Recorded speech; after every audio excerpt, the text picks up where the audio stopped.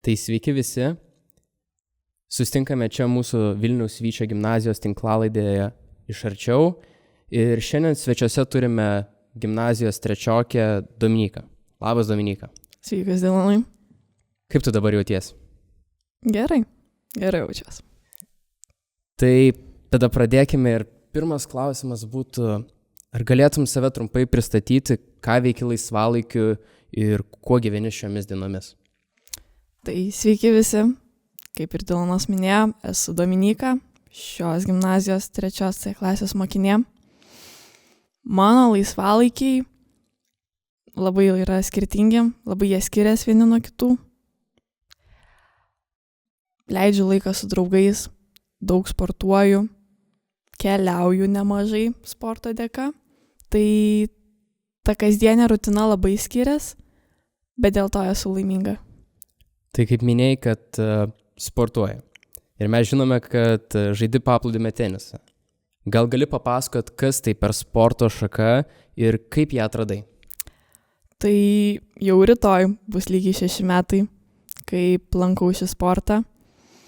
Pats paplūdimio tenisas kažkaip visada buvo dalis manęs. Visą gyvenimą tuo užsiėmiau. Ir labai patinka šis sportas vien dėl to, kad jo tematika yra saulė, geras oras, muzika, jūra, nuostabi bendruomenė. Tai atneša tą tokią gerą emociją. Tai va. O jeigu iš esmės apie paplūdimio tenisą, kas tai per sportas, kokios taisyklės, šiek tiek tokio supažindinimo? Paplūdimio tenisas nesiskiria labai nuo tinklinio, tik tais, kad mes žaidžiam su rakete, kamuoliuku. Visas žaidimas vyksta ore. Nenukrenta tas kamuolys ant žemės, nereikia, kad jis atsimuštų. Tai va, tai šiaip labai fainas sportas. Sakau vien dėl to, kad jo tematika yra labai smagi, gal neįprasta. Lietuvoje gal nedaug kas žino apie šį sportą vien dėl to, kad jis nėra pasiekęs to profesionalaus lygio. Bet kokioje Italijoje, Brazilijai, kur to šalis neturi savo televizijos kanalus, būtent bičai, ten nuvažiavus pasikeistų mąstymas apie tai. Ir ką tau duoda šis sportas fiziškai ir emociškai? Vėlgi, paminėsiu, kad jo danga yra smėlis, kas jau yra didelis darbas ant jo bėgiot. Jei taip konkrečiau, tai gerina reakciją, kaip ir kitos teniso rūšis. Ištvermė. Apie psichologiją aš net nekalbėsiu, čia yra vienas svarbiausių dalykų. Ne visi sportininkai tą žino, dėja. Bet kaip tu ateisi nusiteikęs į kortą, kaip tu jausies, ta prasme, kokiom mintim save apgaubsi, taip ir sužaisi. Todėl labai džiaugiuosi, kad šiais metais tą įgijau. Visada būdavo, kad žaidžiu vardan reitingo taškų, vardan pergalės, o pralaimėjus atrodo prarasdavau vertę kaip žaidėja. Bet šiais metais aš išmokau mėgauti žaidimu. Aš tiesiog esu laiminga vien dėl to, kad galiu jį žaisti ir pajusti tą raketės sugėrimą, kamuoliuko sugėrimą raketę. Ta prasme, wow, labai malonu. Tai vat girdint, kad kažkada žaisdavai dėl reitingo, dabar žaidi dėl malonumo savo, koks būtų tavo įsimintiniausias įvykis aikštelėje nutikęs per tuos 6 metus, kuriuos sportuoji? Trumpai ir aiškiai. Laimėtas Lietuvos paplūdimio teniso čempionatas. Šiais metais tai buvo 6 metų darbas, 6 metų svajonė, kuri pagaliau išsipildė. Iki šios dienos tam negaliu patikėti. Bet vėlgi, geros emocijos dėka, dėl ko turėčiau būti dėkinga savo partneriui, kas irgi svarbu. Dar paminėsiu, paplūdimio tenisas žaidžiamas. Komandų yra 2 žmonės. Tai irgi labai daug priklauso viskas nuo partnerio. Kaip jūs pasikursit aikšteliai, taip ir sužaisit. Tai va, mano partnerio dėka mes jautėmės labai gerai korte ir nesvarbu buvo pralaiminėjom, nepralaiminėjom, pralaiminėdamas su gera emocija labai gali greitai grįžti. Tai tokia vos ne kaip paslaptis, tiesiog ieško to pozityvumo visur. Sportas ir sveikas gyvenimo būdas yra šiaip neatsiejamas dalykas. Tai kas tau yra, Dominyka, tas sveikas gyvenimo būdas? Sveikas gyvenimo būdas. Tinkamas savęs prižiūrėjimas. Ta prasme, labai yra svarbu save apgaubti žmonėm, kurie tau suteikia energijos, kurie daro tave laimingą ir tinkamai save prižiūrėti. Tai va, labai dar čia toks dalykas, analizuoju viską, tai tiek save bandau pažinti labiau, nes tas padeda labai. Tai va, ir jo, toks būtų tas sveikas gyvenimo būdas.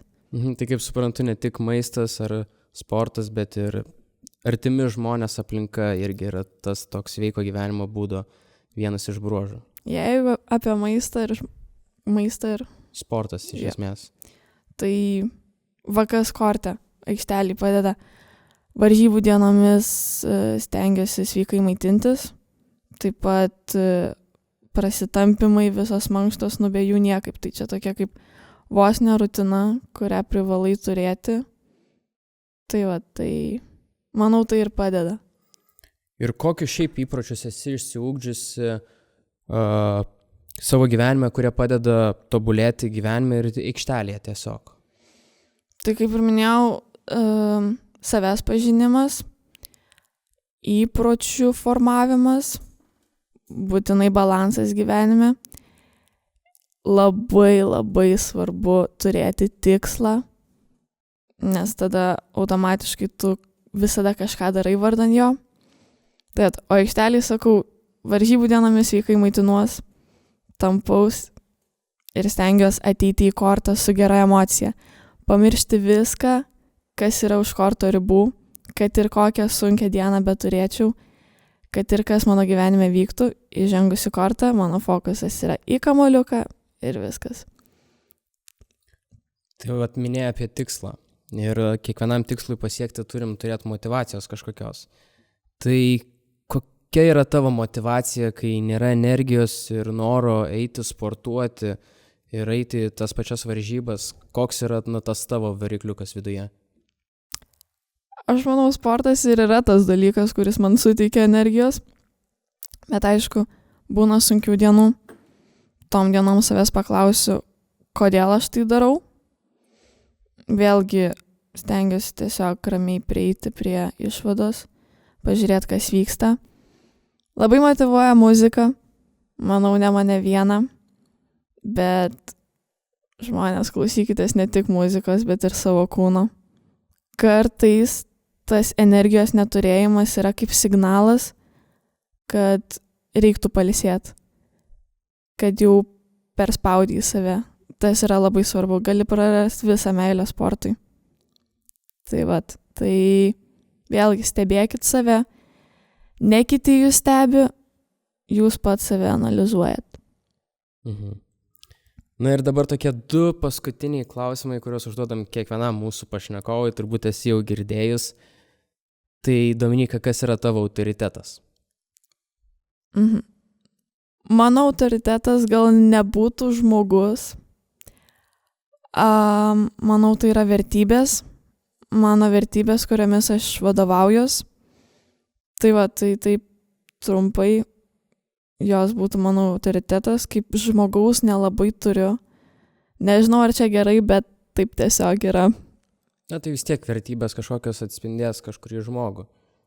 Surastam tokį pavyzdį pagal, turi kažkokias vertybės ir atsirado žmogus, kuris tas vertybės puoselėja, jis gali būti autoritetu. Tiesiog paprastai. Tai manau tėvai. Supratau. Labai smagu, kad vis tiek pamini tuos tėvus. Ir kokia yra tavo didžiausia svajonė? Mano didžiausia svajonė. Asmeniškai svajonė kaip sąvoka man skamba labai nerimtai. Tai dažniausiai gavus tokį klausimą aš performuluoju, paverčiu į žodį tikslas, koks būtų tas mano tikslas. tai tiesiog būt laiminga. Kad ir kur gyvenime beeičiau, ką bedaryčiau, noriu visur išvelgti to pozityvumo ir daryti tai, kas mane daro laimingą. Kas mane daro laimingą? Sportas. Kas daro mane labai labai laimingą? Paplūdimio tenisas. Tai ačiū tau, Dominyka. Ačiū, kad sutikai ateiti ir pasidalinti savo patirtimi. Na, o kitus tinklalaidės klausytojus kviečiame irgi ateiti ir galbūt atsisėsti į pašnekovo kėdę ir pasikalbėti su vienu iš mūsų. Ir iki kitų kartų. Ačiū visiems. Ačiū Dilanai.